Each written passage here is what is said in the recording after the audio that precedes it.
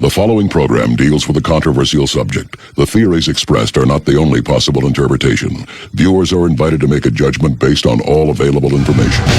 This is your captain speaking. We are beginning our descent into madness.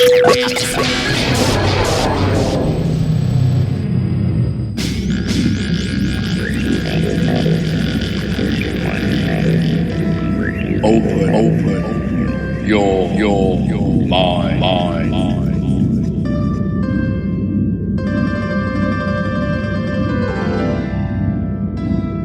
And we are back to another edition of West of the Rockies. I'm Frank. Thank you guys for sticking around. I know it's late, but we got a really fun show lined up for everyone tonight. If you're catching this show on YouTube, make sure you hit the subscribe button and hit the bell. That way you'll be staying up to date with all the interviews and cool stuff that we got coming up. Tonight, we're going to tackle the topic of the paranormal. The paranormal has been a popular topic for many, many years now. And tonight, to talk about that, I am joined by my good pal, Brandon Alvis. I met Brandon some years ago, and I've had the good fortune of participating in some paranormal investigations with his group, APRA, the American Paranormal Research Association, and their experiences I'll never forget. Brandon is one of the most serious paranormal investigators I've had the pleasure of meeting, and his years of experience and his insights into this field are very valuable, as can be seen in the recent seasons of Ghost Hunters on A&E. He's a great guy. Can't wait to get into this topic with him. So let me just read a little bit from his bio. Brandon Alvis is the paranormal technician of the Ghost Hunters team. His twin passions for history and the paranormal led him to establish the American Paranormal Research Association, APRA. Brandon has investigated over 200 public and private locations with APRA, many of which bear historical significance. Investigations have included mental hospitals, prisons, well-known murder sites, cemeteries, and private homes, as well as more famous sites like Alcatraz Island, Preston Castle, and the South Pittsburgh Hospital. As a natural skeptic, Brandon researches every location meticulously before he begins collecting evidence in an effort to make the study of the paranormal as credible as possible. Over the years, he has spoken at historical locations across the United States and has appeared in the New York Post, MTV News, Travel Channel, Discovery Channel, Science Channel, and most recently on Ghost Hunters on the A&E network. So it's a real pleasure for me to have Brandon Alvis on the show tonight. Brandon, thanks so much for being on the show tonight. I really appreciate you taking the time. As I mentioned, I've had the pleasure of going on a few investigations with you in the past, and I've always been impressed at how methodical and critical you are when it comes to gathering evidence. Frank, thanks for having me on, man. It's been a while since we've spoken. I'm really looking forward to this. I've been really excited to see how your career has taken off. You've always been very passionate about the paranormal, and now you get a chance to do it on a show like Ghost Hunters. Tell me, what is the biggest difference going from your own paranormal group to this full-fledged production that is Ghost Hunters? Oh, man, it's been a whirlwind. It's been crazy. I was very lucky, founding APRA in 2006 and doing that for, many number of years. And I get a call one day in late 2018, early 2019, from Pilgrim Media Group, who produced the original Ghost Hunters with Jason and Grant and Taps, and they reached out and wanted to speak to me about a new show. And it's funny because at the time I didn't know it was Ghost Hunters. And you know me, Frank, I've done some TV stuff over the years. It was never really my goal with the paranormal. It was always more about finding answers and, trying to implement the scientific method. But I got the call from Pilgrim and I went out and talked with them and ended up being on the A&E version of Ghost Hunters, which was really great. What was, extra special about that was it was a new version of Ghost Hunters. So it wasn't Taps. You have Grant there. But they really wanted to take some of the methodology, the standards and protocol that I implemented with APRA and really put it into the new version. So I was very lucky to have that. So it was kind of taking that mindset from APRA to this, vast scale. I mean, having the might of A&E behind us and Pilgrim, and having such amazing opportunities to go to these heavily vetted locations and working on these amazing, cases was something I'll never forget. That's for sure. One of the things that I noticed watching these new episodes of Ghost Hunters, it looks like the equipment has changed. I mean, it looks a lot more scientific, I guess would be the word. Absolutely, absolutely. And one thing that we did with the new version of Ghost Hunters is, instead of using a lot of the tech that's made specifically for the paranormal, or what I call garage tech, we implemented devices from other industries into our research. And the reason we did that, not only because we can gather more data, but that information, that data, and that evidence can be looked at by a third party, a technical, industry that can really tell us exactly what the data is we're collecting. And that's something that we heavily implemented into the new Ghost Hunters. And that's why you see the difference in the, the equipment and the way we use the equipment, because we had these third-party experts that could really help us understand it if we're dealing with something natural or something we can't quite explain. On the note of equipment and how much better the equipment is nowadays, because you're using more scientific equipment to get readings and establish communication, do you find that it's that much more reliable? Absolutely. For instance, we started using a lot of data loggers in Ghost Hunters, which is something that you didn't see a lot, you never really saw on the shows, but it's something you didn't see a lot in research, period, is the fact that we're trying to correlate environmental conditions to a timestamp and to phenomena that we believe to be paranormal. And once we have that information, we have that data, we can go to an expert, say a scientist, an engineer, a medical doctor, whatever it may be, whatever device that might be, and say, hey, look, this is the data we collected at this exact moment. It correlates with this. Is this a natural phenomenon? Have you seen this before? So, I mean, using the data loggers has been something that's been fantastic. We also implemented the EMCCD camera, which is an electron multiplying camera, which is typically used in the digital imaging scientific community to record photon events. And photon events are not typically seen by the human eye.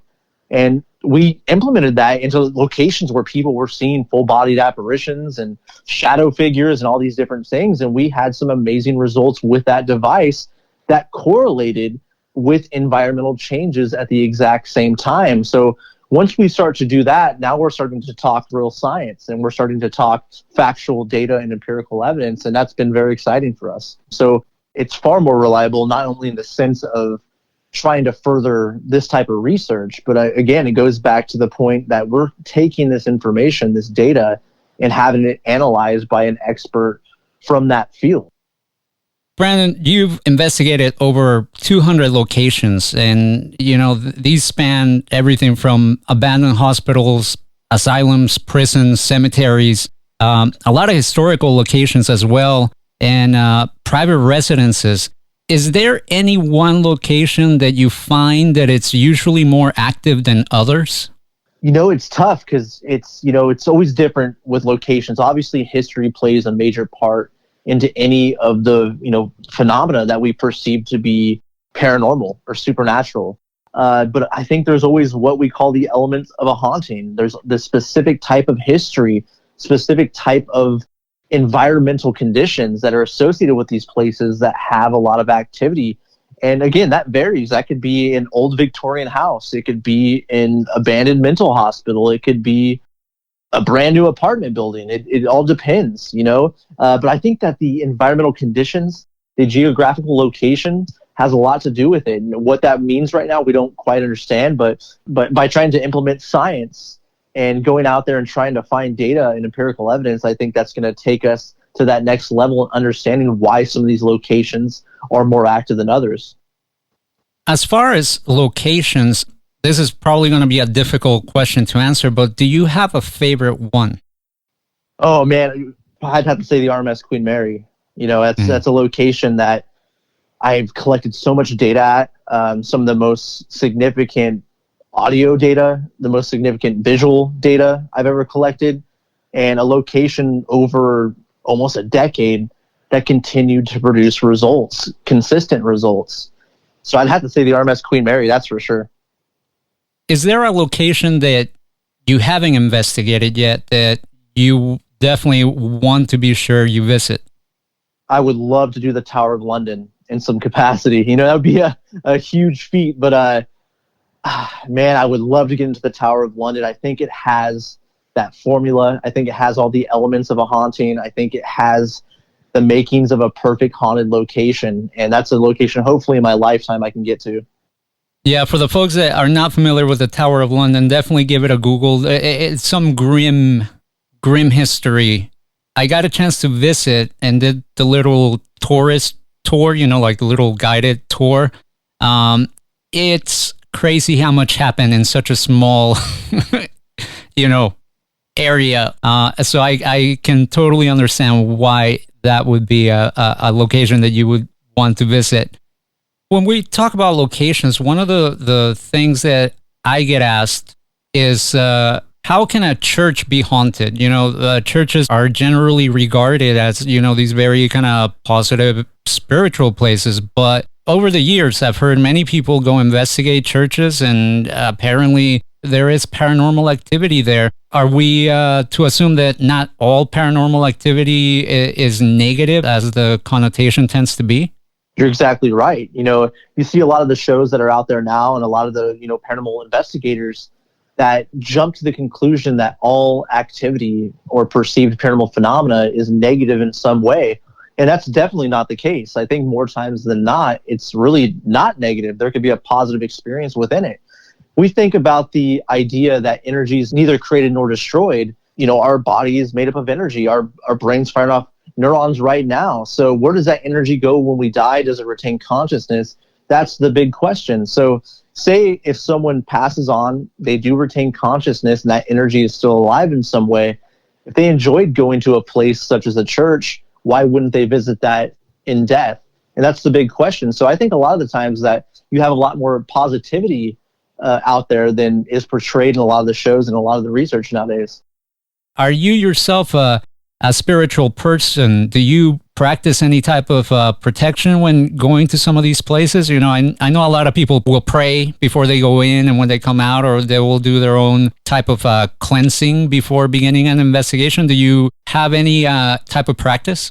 Not to that extent per se, but, after 200 investigations, a lot of which I can say there was really no haunting, or there really was no phenomena taking place. I've been very lucky to investigate some very strange locations, some of which had activity.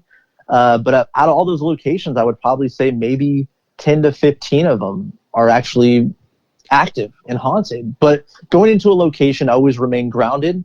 I think logically. I try and, find the natural explanation first. And I always have to remember that if we're dealing with what we think we're dealing with, these are disembodied spirits or disembodied people. So I treat them as such. And I go in and just remember that I have more power in that situation than what we might believe to be there does. And that's something that, helps me and helps me, again, remain grounded and, trying to find that natural explanation first and sticking to scientific principle as much as possible. I know that there was one episode, and I have it in my notes, where people were seeing a shadow figure, but it didn't quite look human. Is it possible that some of these entities are not human? That's very possible. One thing that we have to take into account and think about is the possibility of interdimensional activity, right? You think of things like transversality and dimensions intersecting at certain points. Maybe it's something that's beyond Earth. Maybe it is something that was not human at one point, that was always an entity in its own form. And that's something we have to take into account, because we can't go in with a preconceived notion and a bias. If we do that, we're not really investigating the proper way. So absolutely, we have to always look at all possibilities. And you never know. It could be something interdimensional, could be something that's very well has never been of the flesh. And that's something we always have to take into account. When I wrote that question, I was thinking back to my first experience at Linda Vista Hospital, a place that I know you're also quite familiar with. I remember that we were walking in the third floor, and me and a friend, and we had just a consumer grade video camera. And there were 2-3 other people in the vicinity, you know, just like walking and talking amongst ourselves. And when I went back home, I started kind of going through the SD card and just listening to the different clips. And out of nowhere, there was this, the best way I can describe it, it's a roar that wasn't audible to our ears. And I did an interview with Rich from BHPP, Boyle Heights Paranormal Project, and we discussed this recording. And I remember when I played that for Rich, he said that wasn't the first time that he had heard that. And it just made me think, whatever it was, it did not sound like the voice of somebody, you know? It's refreshing that people are more seriously considering the possibilities, as you mentioned, of just dimensions and quite possibly having entities that can travel across these dimensions. I think that's kind of the direction we should be heading, since a lot of this phenomena lies just outside of the scope of our senses, correct? Absolutely. Yeah. I know. Funny enough that you mentioned that, Frank, because I had an experience in Linda Vista that's very similar to that. You know, that's something that I encountered audibly at one point, and that location was wild. I mean, there was so many different types of stuff going on there that it was hard to keep track of at certain points. But yeah, no, I think that there's a huge possibility that in some way there's this cross section between different dimensions that could bleed through in some way. How that happens, is it happening? Who knows? But it's a strong possibility and a good theory. And I think Linda Vista had some of that going on for sure. Yeah, absolutely. That place definitely left a mark on me. I'm always left speechless with some of the experiences that I had there. That, put it this way, I walked into Linda Vista somewhat of a skeptic, and I walked out a completely different person. Now, this question may sound a bit silly, but it's based on personal experience, right? A few years ago, I got a chance to travel to Germany, and I was in Bonn, and it's right there on the Rhine River. And we went on a hike. And on this hike, we came across this abandoned, boarded up, fenced up, looked like a bed and breakfast. It was a fairly big place. And we found a spot where we could kind of sneak in, and we went inside, and it had huge signs to keep out because the place was falling apart. I think one of the signs said that the floor was, if you stepped on it, you know, you risk falling through. So I was near the door, and I just took a few steps in, and sure enough, there was like a huge gaping hole in the middle of this vacant room. And I just took out my iPhone, you know, and I remember, because I didn't want to get any like crazy roaming charges, I had my phone set on airplane mode. So I just flipped on the voice recorder and started doing like an EVP session, you know, and I'm not a paranormal investigator, really, you know, I don't consider myself that, not even a hobbyist. I've just been fortunate enough to have been on investigations with people like you, and I see how you go about doing things. So I started just asking questions. And when we got back to the place where we were staying at, same thing, you know, I just put on my headphones and started listening. And I was asking my questions, you know, in English. I don't know German. But what was interesting was that at the very end of my questions, and there were only like, 5 or 6, I just said, well, thank you. And I kid you not, at the end of this recording, you hear a very like breathy, "You're welcome." That surprised me because you would think, I guess, that if you're in a particular country, the EVPs would come in the corresponding language. But have you ever had that happen where you've been investigating a place and maybe you pick up a language that it's nothing that you would find there? No, but funny enough, I've had something on the reverse side, on the flip side, happen where I was investigating the Andres Pico Adobe in San Fernando for many years, and first couple times we investigated the location, we would go in, conduct EVP sessions with some amazing audio equipment, condenser microphones, ribbon microphones, ran into a tube preamp, out of a preamp into an interface and into a DAW recording software. And we had this amazing setup, some of the cleanest audio we've ever used, a lot of audio data, high bit rates. And we would go in and ask questions in English and never got any responses. And this place has ghost stories going back to the 1920s and 30s. So we were really trying to find evidence that would suggest that these stories were real. The next time we came into the location, we brought in a translator. We brought in a woman that spoke Spanish, and we had her start asking all the questions. We also had a man come into the building that spoke fluent Spanish as well. And we had some of the best EVP we've ever collected that was responding perfectly in Spanish, some of which was from a young sounding little girl or a little boy around the age of maybe 8 years old, it sounds like. So we had some absolutely amazing results in the location, only when we brought in someone that spoke fluent Spanish, which, you know, if you think about the time and the people that lived in that location and died in that location, that's what they would have spoke. And that's when we had results, is when we started to speak the native language. And that's what worked for us in that situation. That's pretty wild. Now, you mentioned hearing the voice of a child, and a lot of people believe that those are trickster entities or things of that nature. From your experience, have you ever had anything happen that made you think that that would be the case, or you think that these are unfortunately the spirits of young children that passed away too early? Well, you know, I've only collected the voice of young children a few times. I think maybe 3 times, 4 times in total in the past 17 years. You know, I hear a lot of stories about, you know, the possibility of it could be a negative entity mimicking a child to lure people in or try and find a comfort level. It sounds great for a horror film. It sounds great for television. I haven't experienced that myself. In the locations I actually did record EVP of, you know, unfortunately younger children, there's a history associated to back up that those children did die in these locations. So it's a tough one, but it's not something I've experienced personally. As I was saying earlier, you're a very methodical researcher. What are your thoughts on the more off-the-cuff methods of investigating? You know, there's a lot of people that will take a Ouija board to an investigation, or will try to entice or provoke the entities that they believe are in this particular location. Do you have any thoughts on that style of investigation? Well, I think anytime you bring in disrespect into a situation like that, it's completely unethical and something that shouldn't be done.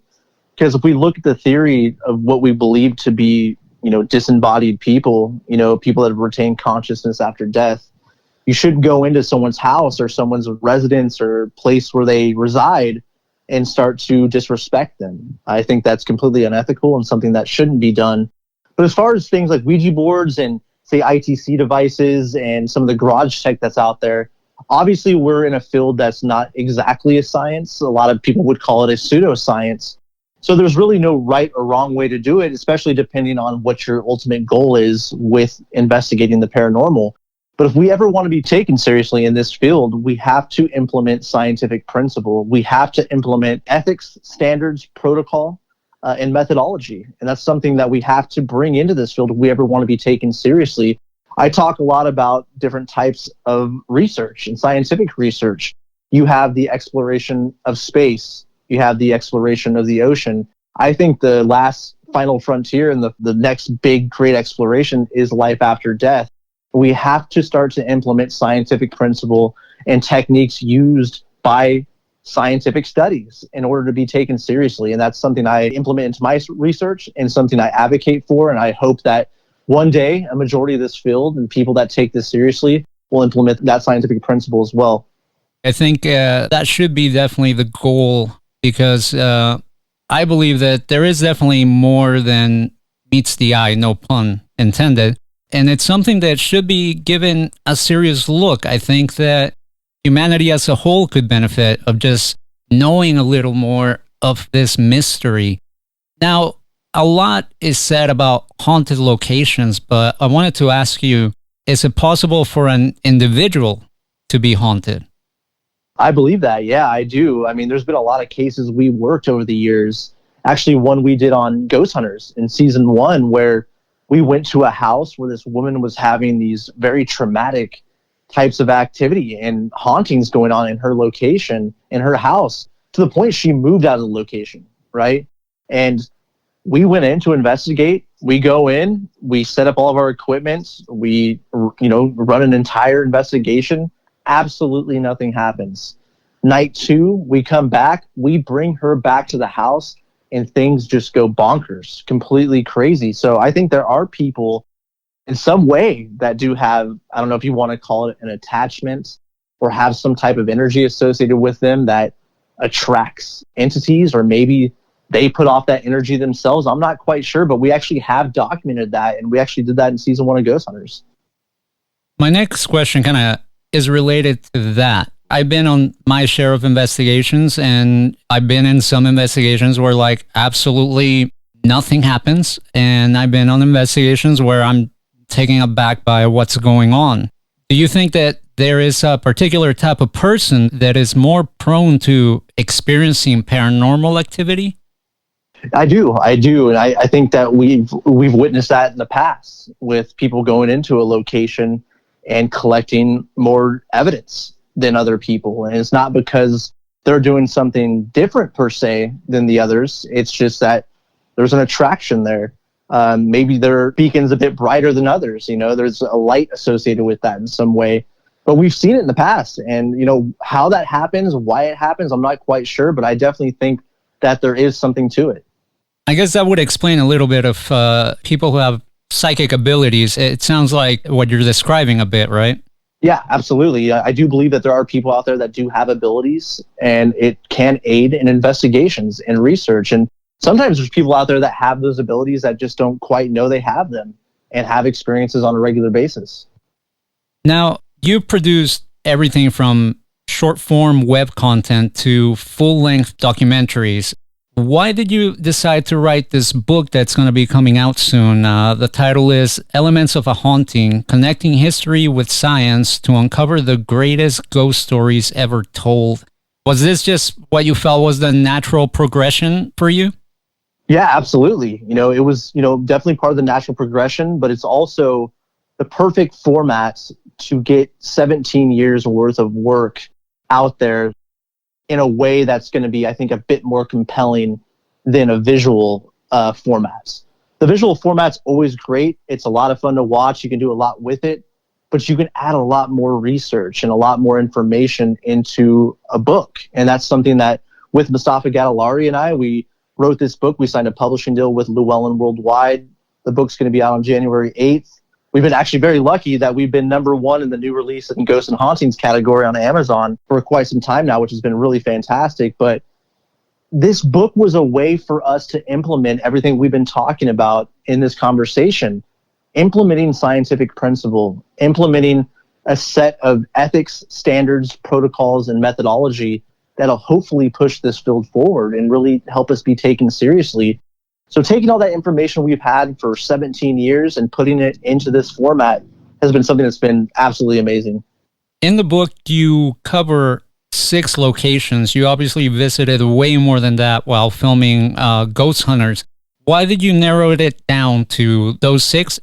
We narrowed it down to those locations because I think that was the perfect way to show the implementation of these ethics standards and protocol and methodology. All of these ideas and this research we've conducted, those locations really had results that worked in that favor. Not only are we implementing these amazing different techniques, we also are implementing a classification system for ghosts and hauntings, which is really something that's not been done before. Working with Dr. Clore for so long, this amazing world-renowned scientist, he always said, in order for us to be taken seriously in this field to be taken seriously, we have to classify the phenomena. You don't go to a zoo and say you saw a bunch of animals. You go to a zoo and say you saw lions and tigers and elephants. So we had to do that, and we implemented that into this book and into these cases that you're going to see. So, for instance, one of the locations we talk about is the Athenaeum in Indianapolis. Amazing location. It was a German heritage center for a long time, and it's now this amazing, meeting place for people. And there's been so many different types of reports over the years, but mainly seeing this woman in gray and in white. And we go in and we capture some amazing environmental changes, some amazing EVP, and we are able to actually classify that as a gray lady phenomena. And that coincides not only with, hundreds of years worth of history associated with gray ladies in the specific type of entity, but that specific history lines up perfectly with what happened at the Athenaeum over 100 years ago. So that's, one location that's in the book that really shows you this methodology, this protocol, and that classification system all coming together and really, showing the way we do our research and from a scientific principle and a scientific point of view. And it really all comes together and makes it a lot more credible. I was watching that episode, and I found really interesting that you guys use live music to elicit a response, and it worked. Can you tell me a little bit about the logic behind that? Being that so many people over the years went to the Athenaeum to, enjoy themselves, have the time of their lives, really being in a jovial situation, we wanted to recreate that environment to try and possibly draw in the entities that are there. And that's something we did successfully. We brought in this string quartet. They came up, played music from the time period, from German composers, by the way, which is really funny.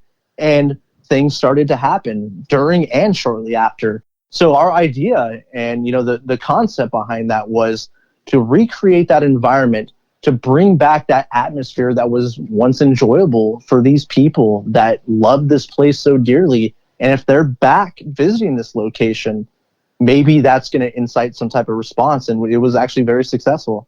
When I was watching that, it reminded me of something that happened when I was younger. It didn't happen to me, but I saw the individual that had the experience shortly after, and it was a family friend who was an electrician. And at the time, my dad was working here in LA, and the company that he worked for had acquired a building 2 doors over. And this building was, it was a massive building, for LA. It was 3 stories, and, it had a bit of a creepy vibe. So before anybody could move in, there was quite a bit of electrical work and, phone lines that needed to get connected and whatnot. So this family friend who did that for a living was hired. And I remember that we were in the building where everybody was still working out before they began to move things over to this other building. And our friend came in just like running and just winded, and the whole like color drain from his face. You could literally the definition of like someone that had just seen a ghost, right? And he started saying, once he calmed down, that he was working in the basement. So remember I said that this was like 3 stories. So it was three floors and a basement. And he said that he was down there just, connecting the phone lines, when all of a sudden he heard like what sounded like opera music. And he thought that maybe like there was maybe a handyman or something up in the 3rd floor. So he went up there to check, and as he was going up the flights of stairs, the music would stop. So he got to the 3rd floor and there was nothing. So he went back downstairs and kept working in the basement, and then the music came back on. And, again, he started going up the stairs, and then the music would stop. And I guess that happened a 3rd time. And then the 3rd time, he says that he just got the strangest vibe, like he shouldn't be there. And that's when he ran out of the building. So my question is, when we hear something like that, where like music is being played in a place where there's no electricity, by the way, are we just hearing what people call residual energy? Or, I'm not trying to be funny, but is it like a ghost band? How would you explain something like that? I think that, the best term for it would be residual energy. It's like a tape being played over and over and over. You think about tape, its magnetic makeup. Somehow, in some way, there's been reports for so many years, hundreds and hundreds of years of these situations, these historical events somehow imprinting itself on the environment, and it's replaying itself in certain types of environmental conditions. How that works, I'm not sure. Is that what's happening? I'm not sure. But it would have to be some kind of residual energy in some way. How that's happening, we're not quite sure yet, but it's definitely something that we try to look into within our research. One of the locations that you visited was Madison Seminary. And something that caught my attention was that early on in the episode, Grant Wilson says that paranormal investigations have become very popular in recent years. And there's a large number of amateur investigators out there now. And a lot of them, and I have to agree, a lot of them don't know what they're getting into. And he said something that caught my attention. He said they confuse ghost hunting / having their own experience with paranormal investigation. What is the difference and what are the risks? I always refer to that term as paratourism. You know what I mean? People that watch the shows, they read the books, they see the movies, they want to go out and have that experience for themselves, almost thrill seeking in a way, right? They want to put themselves in that environment. They don't understand the amount of time and effort and dedication that really goes into trying to find answers. You don't just show up to a location for an hour, just like a TV show, and have all these fantastical things happen. Paranormal research is when you dedicate your life, dedicate significant periods of time, make sacrifices to go out there and really try and find true answers. And that's something that I completely agree with Grant, and something that him and I talked about many times.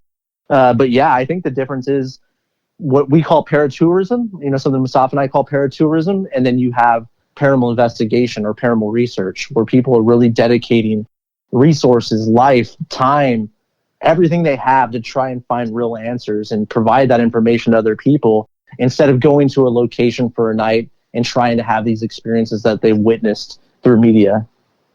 Now, in that same location, Madison Seminary, you and another investigator, Rachel, became visibly and physically ill, and a third investigator, Brian, he became emotionally agitated. Can you tell me a little bit about what you were feeling, and what are your thoughts? Are you reacting to the location, or are you reacting to a particular entity that may have been present at that time?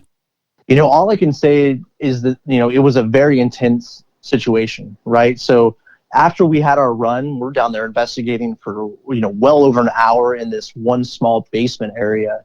And we start to do interviews after those investigations, where we stand there with a cameraman and a producer, and the producer just kind of recaps, what happened, right? So can you tell me a little bit more about what just happened here, here, and here? And we're standing there in this exact spot we just investigated, when all of a sudden a rock is thrown from one of the dark areas of the basement at me. It goes past our producer, flies right in front of me, lands. You hear it land. It's actually, on the show.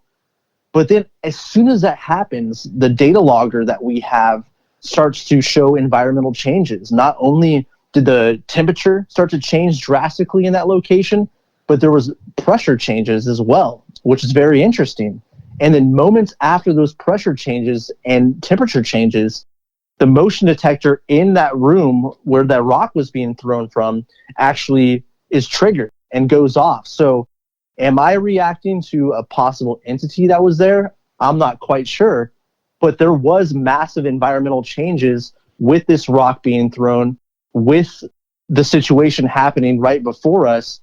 And I don't think it's a coincidence that there was these environmental changes, and then I start to have this, bodily reaction to what was happening. Was it something natural in the environment that was changing that made me feel that way? I don't know, but I definitely think it's too much of a coincidence to ignore that you have this rock being thrown from a room. It didn't fall from the ceiling. It didn't come from, a piece of peeling paint or anything like that. And then right after that, moments after, you have these environmental changes with pressure and temperature, and then a motion detector going off. And that's that correlation we're always looking for in those instances. It's one thing for me to stand there and say, oh, I'm feeling this. That's just a personal experience. I can convey that as much as I want to a camera, to a situation. But when you have data happening where there's environmental changes happening and a motion detector going off, and those two separate devices are correlating together, that's when it starts to become actual investigation and actual research. So I'm not exactly sure what was affecting me, but I think there was too much going on at once to ignore exactly, the situation. That was definitely an intense moment. Visibly, you could see it in your face at the time as it was happening. And I've only seen it happen a few times. During an investigation, a person will begin to express some discomfort, or interestingly enough, they'll say that they'll be overwhelmed by thoughts that don't even feel like they're their own. And that was kind of like the vibe that I got when I saw Brian's reaction to what was happening there. Do you think that is a danger that comes with investigating, or do you think it's something that people can somehow be prepared for and maybe avoid? Well, there's definitely dangers involved in investigating. I mean, not only from, a standpoint of natural dangers from, structural problems, things like that, but, there can be times where things happen like that can affect yourself and affect your mood, affect the way you're conducting yourself in that situation. So it's definitely a danger. And that's one thing people have to take into account when they put themselves in these situations. It can be dangerous. There can be situations and times that can affect you physically and personally, emotionally. So it's definitely a danger and something that has to be taken into account if you want to get out and investigate these types of phenomena. On that note of danger, there's another episode in the season where you guys visit a place called Landoll's Mohican Castle. And this one caught my attention because there seems to be a theme of fire with the location.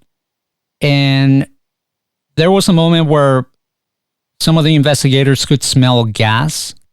But what I found a bit scary was when you and Mustafa went into a room, and apparently the fireplace was just cranked and the heater was full blast.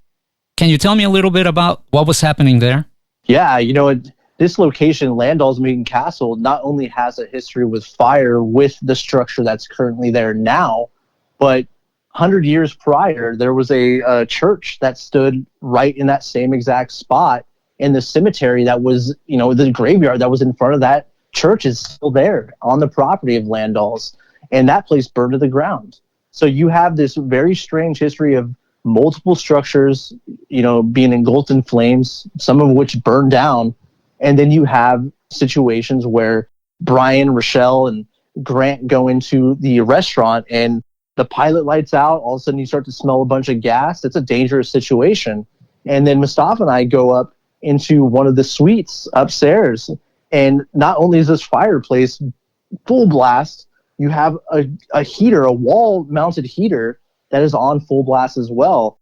It's tough to think that the people that own the place and the people that work there would want to pull a stunt like that and put their own location in danger just to try and trick a few people. But it's one thing that we have to take into account is the fact that there's this history of fire in this location. And all of a sudden you start to have these crazy experiences like that. And it's not the first time the people that own this building and the people that work there have experienced similar things. So exactly how that took place, I'm not sure, but I definitely find it to be, very coincidental. Do you think that the entities were trying to cause harm with this? I would say poltergeist activity. Am I correct using that term, first of all? And do you feel that there could be entities that do want to cause harm? I do think there are entities out there that do want to cause, mischief and harm. I think that is a thing. I think Peter James always said, "As in life, as in death," and that's something I believe as well. If you were kind of mischievous and kind of angry in life, you would be that way in death. So it's very possible that there's someone associated with Landoll's and that property that maybe wants to, show, that anger or aggression in a certain way, or maybe it could be an entity just showing, hey, look, these are the dangers. Make sure that you're keeping an eye on these types of things because this place has a very specific history with fire. So be careful, keep an eye on these things, and make sure you're, being aware of what can happen to the building. So, it could go, multiple ways, but there's definitely entities out there that, do want to cause harm. It's very rare. It doesn't happen much, but I definitely think that it is something that happens. One location that I want to make sure I ask you about before we run out of time is Fort Stanton. This place was definitely a trip. If people haven't seen that episode, definitely check it out. It's a place full of history. And why don't you tell me a little bit about what happened at Fort Stanton? Fort Stanton's amazing. You think about a location that has layers upon layers upon layers of history. Everything from a location that was part of the Apache Wars to the Lincoln County Wars. Billy the Kid was locked up in Fort Stanton at one point. It was a World War II a German camp where they housed Germans during World War II. This place has so much history. It is unbelievable. It was the first federal tuberculosis hospital. I mean, it's just unreal how much happened in this location. But, we had some of the most credible eyewitnesses we've ever worked with. I mean, these are people that work for the Department of New Mexico, the state parks. These people are very regulated and very straight up people that have been having these unbelievable experiences for so many years. And we came in, and this is actually the first place we introduced the EMCCD camera, the Electron Multiplying camera, and had some amazing, amazing results in this former federal tuberculosis hospital. And man, what a location, what great evidence, and a place I hope to get back to here in the next year or so. It's just unbelievable. One of the things that really I found fascinating was you yourself picked up some really incredible evidence using this electron multiplying camera.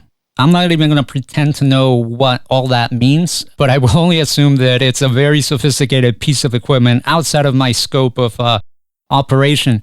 But why don't you tell me a little bit about that piece of evidence you caught? Because it was definitely a very solid piece of footage you got there. This camera is, mainly used by the digital imaging scientific community to record single photon events. And the reason we use this camera and the reason we're looking for photon events is because we went to our consultants, we talked to people that are not paranormal investigators. These are professionals from technical industries that are not in our world, right? They're not trying to go out and find entities or try and find the supernatural. And I asked one of my consultants, I said, if ghosts are real and they are manifesting, from your scientific opinion, how would that happen? And they said, I think it possibly would be photon events. And so we got this very specific piece of equipment. We set it in the hallway of this federal tuberculosis hospital, where one of these eyewitnesses, again, someone that works for the state parks of New Mexico, was seeing this woman, a nurse, almost on a daily basis. He was so afraid to go in this building because he was seeing this woman in the building so often that he didn't want to go in.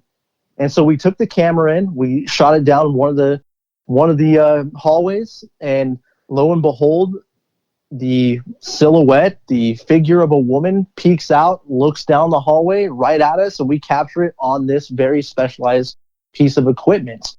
And when we showed it to our eyewitness, he said, that's exactly what I've been seeing for years. This is unbelievable because this is exactly what I've seen. And when we took it to our scientific consultant, what made it so amazing was the fact that this camera is designed to record photon events, which are not typically seen by the human eye. Photon events are light events that take place, right? And this image, whatever it may be, showed up in the negative range of what this camera is supposed to collect. So that made it even more unbelievable in the fact that there's no way we could fake it.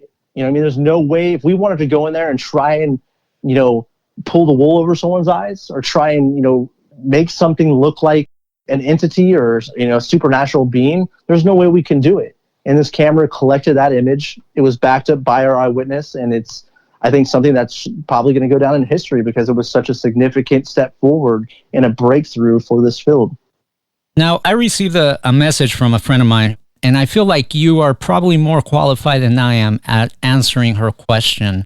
She's lost, family members, including her dog in recent times. And when her dog had to be put to sleep, she says that something strange happened in the way that she had some Christmas lights on and she was filming her final moments with her companion animal. And when she went to look at the video after the fact, she said that she noticed that the Christmas lights were blinking. And, these Christmas lights are not the blinking kind.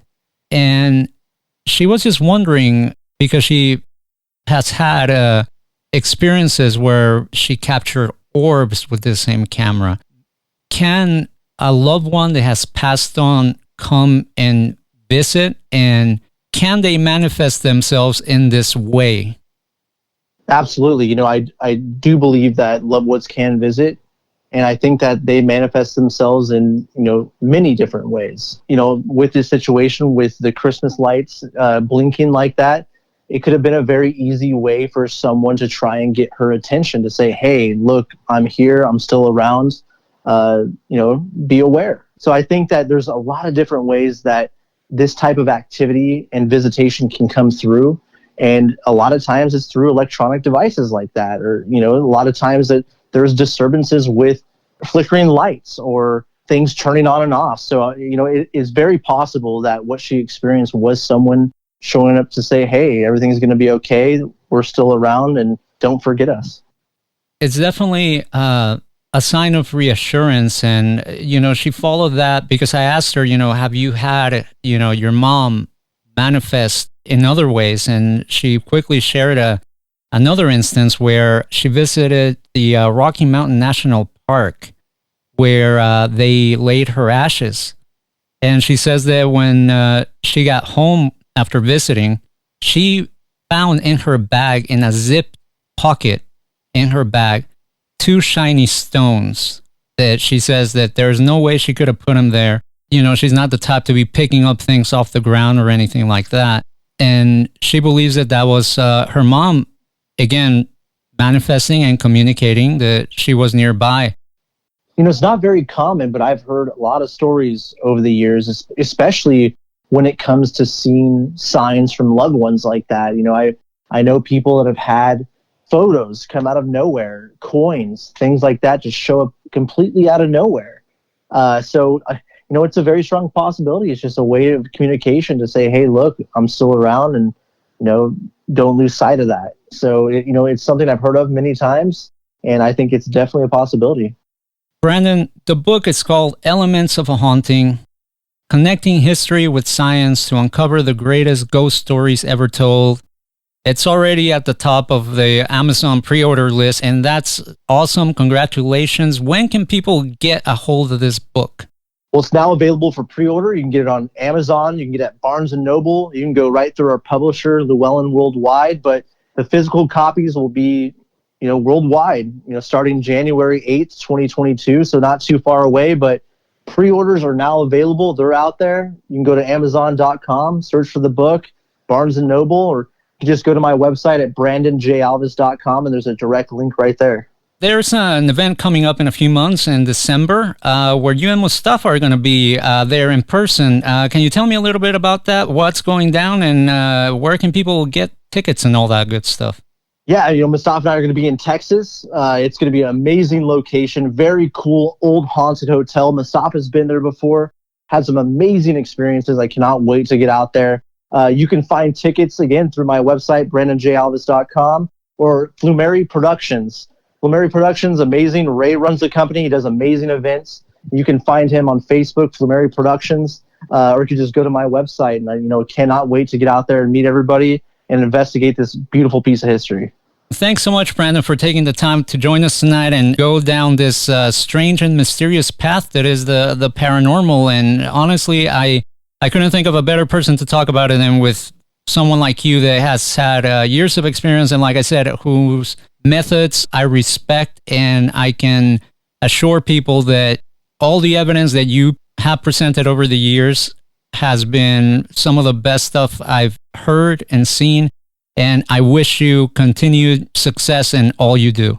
Frank, great talking to you. It's been a while, man. Always a pleasure. Thanks for having me on.